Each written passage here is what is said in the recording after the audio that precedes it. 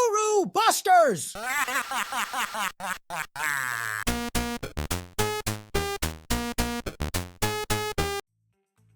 Welcome back to Fake Trader Fails, where we peel back the curtain on the dubious antics of YouTube's so-called trading experts. Our goal? To expose the blunders and outright deceptions these channels peddle to unsuspecting viewers. Today we revisit trading the market. Typically we would give it more time before featuring the same channel again, but just when we thought they couldn't possibly embarrass themselves further, they have outdone themselves. One of the latest videos is beyond belief. It's not just a blunder, it's the Mount Everest of trading blunders. So monumental, so baffling, that it's hard to believe it's real. I'm genuinely shocked. This isn't just incompetence, it's an astonishing display of ignorance so profound it's almost an art form. Buckle up, this is going to be jaw-droppingly bad. For this episode's takedown, we are zeroing in on a train wreck called the Leap of Fortune strategy. This debacle is featuring a new face on the Trading the Market team. To be fair, this new guy doesn't claim to be a professional trader, but even if this rookie is green, the channel's oversight, or should I say the total lack thereof, is inexcusable. You'd expect some semblance of quality control even if they're letting the new guy take a step at it. It's crystal clear that there's no real expertise at the helm of this channel. Any outfit claiming even a shred of professionalism would never let this kind of absurdity see the light of day. I've counted 6 major fails, and as staggering as the first 5 are, they're just a prelude. Brace yourself, because fail number 6 is unlike anything we've seen before. I dare say it might just be the biggest blunder ever in a YouTube betting video. Fail number 1, the strategy itself. It's more than laughable. Basically, after 80 minutes in a game with a close scoreline, you're supposed to bet on the next 2 possible scorelines in the correct score market, and then, if a goal is scored, trade out for profit. Absolutely ridiculous. Where's the fucking value here? Well, nowhere. It's always the same with these imposter strategies. Guys, I see this misconception all the time. Even in comments from our viewers. People think that they can neglect the value concept because it's trading, not betting. Let me tell you something. Value is everything. If you're making negative value trades, you will lose money in the long term. No trading technique or strategy will make you money if you can't identify value. Fail number 2. Our genius clearly has no idea what backtesting means. He checks how often the strategy would have won, yet blissfully ignores the odds, completely missing whether it would have actually been profitable. That's not backtesting, that's amateur hour masquerading as analysis. Presenting this nonsense is not just irresponsible, it's downright laughable and screams incompetence. Fail number 3. So he executes his strategy on an illiquid South Korean second league match. The market is practically a ghost town dotted only with obvious trap bets. He, of course, has no inkling of what the true odds should be, so he just slaps his bets down somewhere in the middle. Despite the market's low turnover and the lack of available odds, his bets get matched instantly.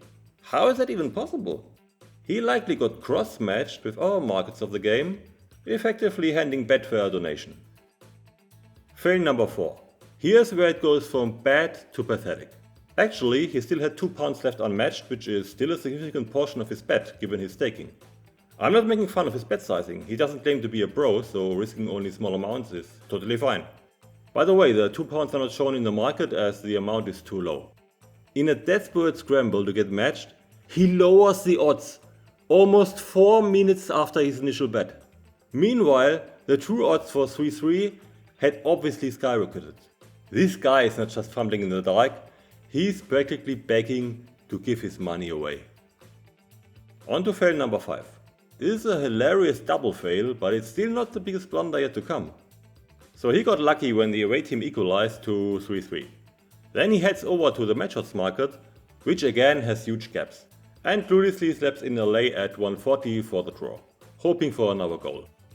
And he almost instantly got matched. Someone definitely said thank you. If you are trading like this, you are literally throwing away your money. Sure, you can get lucky occasionally, and he did get lucky again with another goal, but in the long run, these negative value trades will obviously bite you in the ass. To complete the double fail, at the same time, he put in a lay 120, expecting it to get matched later.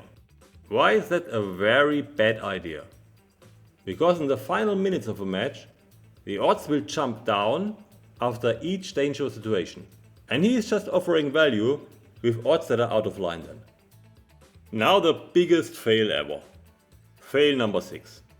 He still has a liability in the correct score market, so he wants to trade out by laying the 3-3. Now it's also getting very interesting. Keep in mind, he was just laying the draw at 140, with the true odds likely much lower. What is the relation between the draw odds and the odds for 3-3, which at a score of 3-3 are essentially the odds for under 6.5? Should they be the same towards the end of a match? No, because if there's a goal and the underbet loses, there could still be a draw if the other team scores as well. But they should be very close. How close? Draw odds of, let's say, 132 roughly translate into under odds of 137. And even the 140 would roughly be 147. If you don't believe me, simply follow these markets in some matches with decent liquidity and you will see that it's true. And what does our hero do in this illiquid market? Oh my god, he puts in a lay at 167.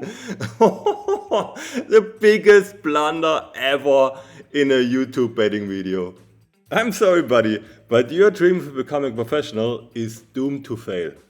It's better to realize this now, and by mocking you, I'm actually doing you a favor. You're just not cut out for this, and the sooner you accept that, the less money you will lose. Maybe try watercolor painting or perhaps urban beekeeping. Or why not take up gardening? You could be quite good at growing something other than losses. As we wrap up today's episode, if the betting concepts we briefly touched on intrigued you and you're interested in a deeper dive, let us know in the comments below. We are considering creating more content focused purely on betting, and your feedback will guide us in crafting exactly what you want to see. Don't just watch, join the conversation and help shape our next content. Until next time. Guru Busters!